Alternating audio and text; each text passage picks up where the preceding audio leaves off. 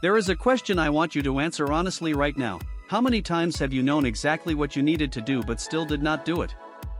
You knew you should wake up earlier, but still hit snooze. You knew you should work out, but still stayed on the couch.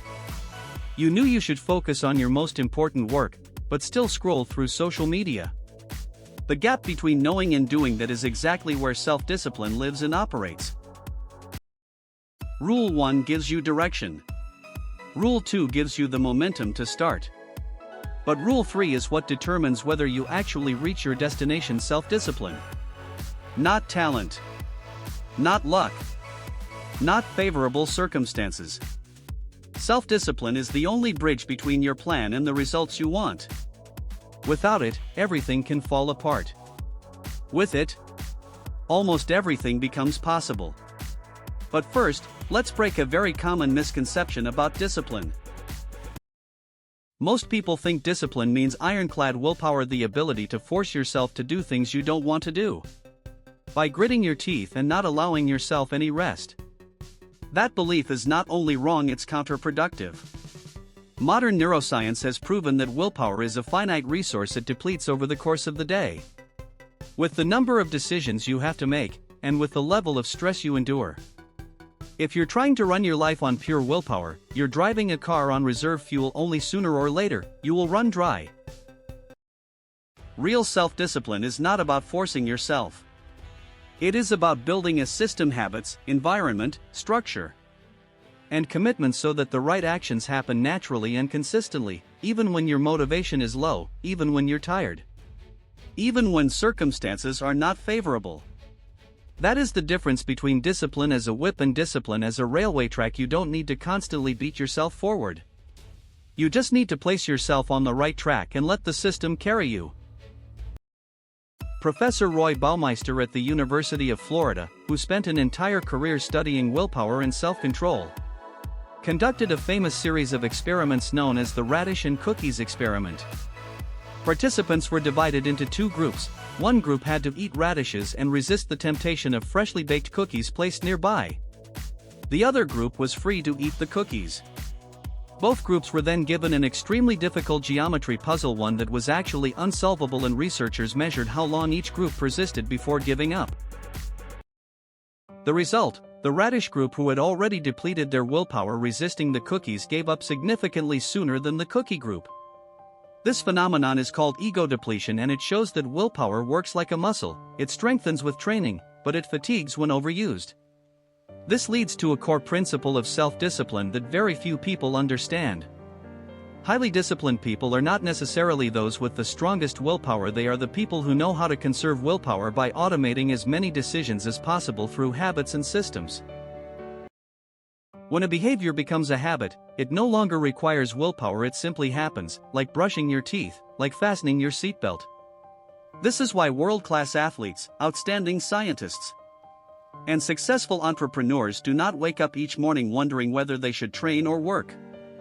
They have built structures where not doing those things is harder than doing them. So how is self-discipline built? There are 5 critical foundations. The first foundation is clarity of purpose, knowing deeply why what you are disciplining yourself for matters to you. Discipline without reason is self-punishment. Discipline with reason is a commitment to yourself. When you clearly know what you want and why you want it, not because someone else expects it, but because you genuinely care about it, discipline is no longer a burden. It becomes an expression of self-respect. Friedrich Nietzsche, the German philosopher, said something that remains as true a century later: he who has a why to live can bear almost any how. Discipline begins with the why, not the method. The second foundation is building habits through consistent repetition regardless of scale. James Clear in Atomic Habits proposed a simple but extremely powerful principle: never miss twice in a row.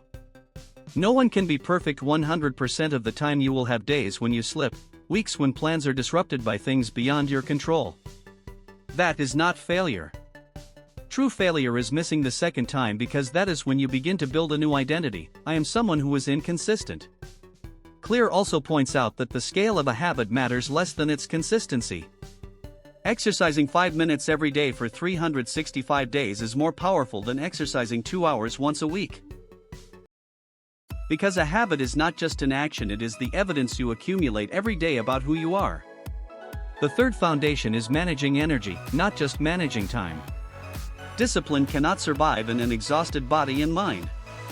Getting enough sleep is not laziness, it is the biological foundation of self-control. Research by Matthew Walker, professor of neuroscience at the University of California, Berkeley, shows that even one night of insufficient sleep under 6 hours significantly reduces the prefrontal cortex's capacity for emotional regulation and decision-making, which is precisely the brain region that governs willpower and self-control. In other words, when you are sleep-deprived, your brain does not have enough energy to resist temptations and make long-term decisions. You cannot discipline yourself with a brain running at 60% capacity. The fourth foundation is designing your environment to support discipline. We discussed this in Rule 2 in the context of fighting procrastination, but here it plays a deeper role. Your environment does not just influence what you do, it influences who you think you are. If your workspace is always chaotic, your brain associates that space with disorder and lack of control. If your phone is always within reach, every notification is a small challenge to your discipline, and you cannot win every small challenge all day long without depleting your willpower. Environment design is about removing those unnecessary challenges so you can direct your willpower toward the things that truly matter. The fifth foundation is consistency over time, and this is the foundation where most people fail, not because of lack of effort, but because of lack of patience. Self-discipline does not produce immediate results. That is what makes it hard. If you exercise one day and look in the mirror, you see no difference. If you save money for 1 month and check your account, the number has not grown significantly. If you read books for 1 week, you don't feel noticeably smarter. The human brain is very poor at perceiving linear and gradual change, but that change is happening, quietly and consistently, compounding over time in the way that Einstein called the eighth wonder of the world. What you do every day, not what you do occasionally, will determine who you become in 5 years, 10 years. I want you to understand a concept deeply at the psychological level: identity-based habits. James Clear argues that there are 2 ways to approach discipline and behavior change. The first is outcome-centered. You focus on what you want to achieve. I want to lose 10 kilograms, I want to write a book, I want to save a significant amount. The second is identity-centered. You focus on who you want to become. I am someone who takes care of their health, I am a writer, I am someone with financial discipline. This difference sounds small but has a profound psychological impact. When you see yourself through the lens of identity, every small action becomes evidence for that identity, and the brain will find ways to act consistently with how it sees who you are. Think about this: a person who refuses a cigarette and says I'm trying to quit is fighting with themselves. A person who refuses and says I don't smoke is acting consistently with their identity. The important question is not what do I want to achieve, but who do I want to become? And every day, every small decision, whether anyone is watching or not, is a vote cast for the person you are becoming. I want to add something that many people misunderstand about discipline: it does not mean never resting, never playing, never relaxing. Elite athletes understand that recovery is a critical part of the training process. Without recovery, there is no progress. True discipline includes the discipline of resting properly, of protecting mental health, of maintaining the relationships that nourish you. A truly disciplined person is not someone who never stops, they are someone who stops at the right time, for the right reason, and returns at the right moment. Self-discipline also connects deeply to delayed gratification, which we touched on in Rule 2. But here I want to go deeper on the practical side. Every time you choose the harder thing over the more comfortable thing, you are not just accomplishing a task, you are training your discipline muscle. And like every muscle, it grows stronger through training. That means discipline is not something you have or don't have, it is something you build, every day, through every small decision. The person you see in year 10 of discipline is not the same as the person you are today trying to be disciplined. They are someone who has been forged through thousands of small daily decisions over 10 years. The Greek philosopher Aristotle said more than 300 years ago, "We are what we repeatedly do." Excellence is not an act, it is a habit. That statement has not aged one day. Because the nature of discipline has not changed across centuries, it is always the consistent repetition of right actions. Even when you don't feel like it, even when no one is watching, even when results aren't yet visible.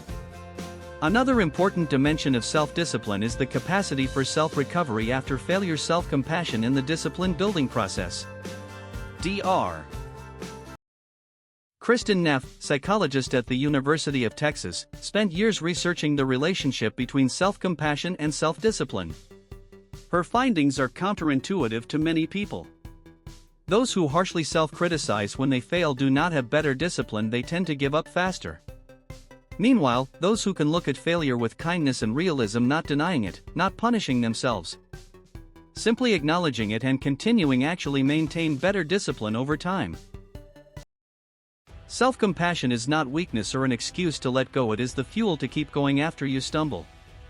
Self-discipline also has an important social dimension. The human environment around you, as we discussed in Rule 1, profoundly shapes what behavioral standards you consider normal. If you spend most of your time with people who have low discipline, who are inconsistent, and who treat indulgence as the norm, your brain will recalibrate what counts as enough and what counts as normal. Conversely, when you are in an environment where discipline and consistency are treated as the minimum standard, having discipline becomes easier because it is simply what the people around you do. This is why community and social environment are a part of personal discipline, not separate from it. Finally, I want to speak about the relationship between discipline and freedom, because this is something many people do not recognize until they have real discipline. Jocko Willink, former U.S. Navy SEAL officer and author of Discipline Equals Freedom, posed a fascinating paradox: discipline is freedom. It sounds contradictory, but think about it. The person with financial discipline has more choices in life. They are not enslaved by debt and money anxiety. The person with health discipline has the freedom that a healthy body provides: energy, vitality, the ability to do the things they love without being limited by poor health. The person with work discipline can choose projects they truly care about, because they have built the credibility and capability to do so. Discipline today is freedom tomorrow. Indulgence today is constraint tomorrow. So where do you begin? Not by declaring that from tomorrow you will have complete discipline that is a guaranteed path to failure. Begin with one thing. Just one single thing that, if you are disciplined about it for the next 30 days, your life will be better in the direction you want. One consistent morning. One focused hour per day. Not looking at your phone in the first hour after waking. Reading 10 pages every night. One thing. Do that one thing well for 30 days. Then add one more.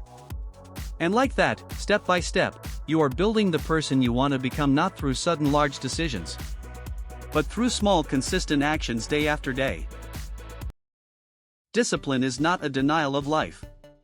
Discipline is how you take back control of your life from the hands of circumstance, immediate emotion, and short-term temptation, and give it to the best version of yourself, the one who has already decided how they want to live. Like and subscribe so you never miss the next rule. Comment below, which area of your life do you most want to build greater self-discipline in?